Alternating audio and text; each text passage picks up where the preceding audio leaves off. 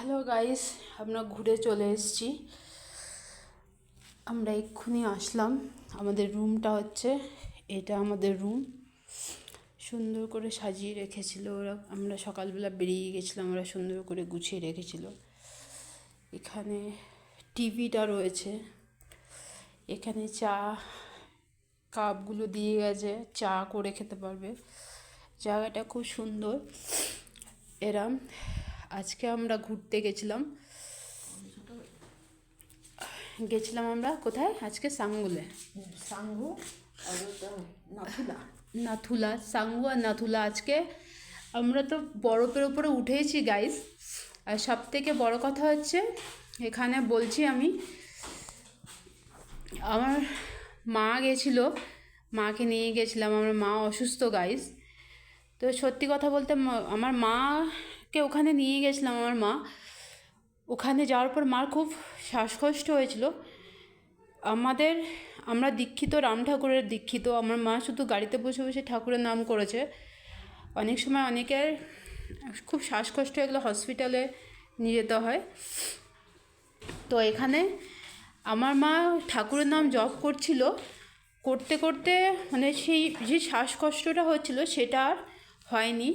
তো গাইস, সবাইকে এটুকুই জানাচ্ছি যে আমরা আজকে খুব এনজয় করেছি, খুব মজা করেছি। কিন্তু তোমার ওখানে কি হচ্ছিল সেটা তুমি একবার বলো। কি হচ্ছিল না, আমি সত্যিই যে বলতে চাই যে সত্যিই ঠাকুর আছে, তাকে ডাকলে, মন প্রাণ দিয়ে ডাকলে সত্যিই শোনে। আমরা এত উপরে গেছিলাম আর এত ওখানে শ্বাসকষ্ট, মানে বুকে আমি যখন নেমেছি আমার মনে হচ্ছে বুকটা ফেটে যাচ্ছে। কিন্তু আমি নামার সাথে সাথেই আমি তারপরে আবার দেখছি না, আমার অত কষ্টও হচ্ছে না। আর একদম আমরা টপে চলে গেছিলাম, একদম টপে, যেখানে একদম মানে কত মাইনাস কত, শোনো, -3 মানে সেখানে এত ঠান্ডা। একটা ছোট বাচ্চাও গেছে, নেমেছে, সেই বাচ্চাটাও তখন কিছু দূর আর যেতে পারেনি, চলে এসছে বাচ্চাটা। আর এত ঠান্ডা, কিন্তু আমি শ্রী কৈবল্যনাথের দয়ায় সত্যি আমি যে এত উপরে উঠতে পারবো আমি ভাবতেও পারিনি। কারণ আমি নিজে খুব অসুস্থ, আমার হেমোগ্লোবিন ভীষণ কম। আমার জানি না, ওনার দয়া ছিল ওনার, সেই জন্য আমি অত দূর থেকে ঘুরে চলে এসেছি শ্রী কৈবল্যনাথের দয়ায়। তো গাইস, ঠাকুরকে আমি সবাইকে বলতে চাই যে আপনারা সবাই যে যেখানে থাকুন তাকে ডাকবেন। তাদের নাম স্মরণ করলে সবাই সব কাজে উদ্ধার হতে পারবেন।